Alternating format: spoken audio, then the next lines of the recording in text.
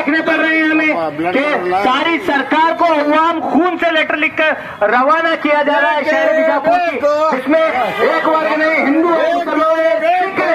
अब सिद्धरामैया की सरकार है, सिद्धरामैया को सोचना चाहिए कि बीजापुर के अवाम को खून से लेटर लिखकर आपको कह सकती है आपकी कुर्सी सलामत नहीं रहेगी आगे आने वाले दिनों में।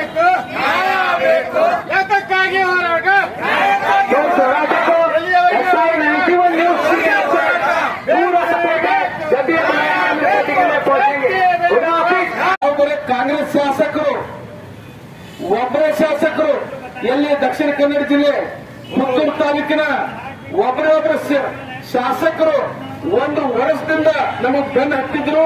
ನಮಗೆ ಸರ್ಕಾರ ವೈದ್ಯಕೀಯ ಕಾಲೇಜ್ ಬೇಕಂತ ಹೇಳಿ ಅವ್ರ ಮಾತಿಗೆ ನೀವು ಮನ್ನಣೆ ನೀಡಿ ಅವ್ರಿಗೆ ಸರ್ಕಾರ ವೈದ್ಯಕೀಯ ಕಾಲೇಜ್ ನೀವು ಮಾಡಿದ್ರಿ.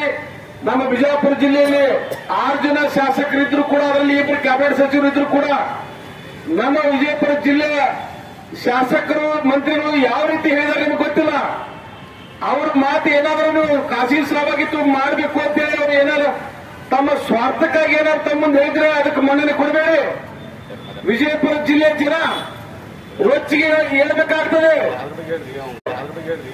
ಇಲ್ಲಿ ನೋಡಿ, ಈ ಸತ ಅವ್ರಿಗೆ ಏನಾದ್ರೆ ಪ್ರಾಣಕ್ಕೆ ಏನಾದ್ರು ಹಾನಿ ಆದ್ರೆ ಸಂಪೂರ್ಣ ಸರ್ಕಾರ ಹೊಣೆ, ಮುಖ್ಯಮಂತ್ರಿಗಳ ತಾವೇ ಹೊಣೆಗಾರಾಗುತ್ತೀರಿ.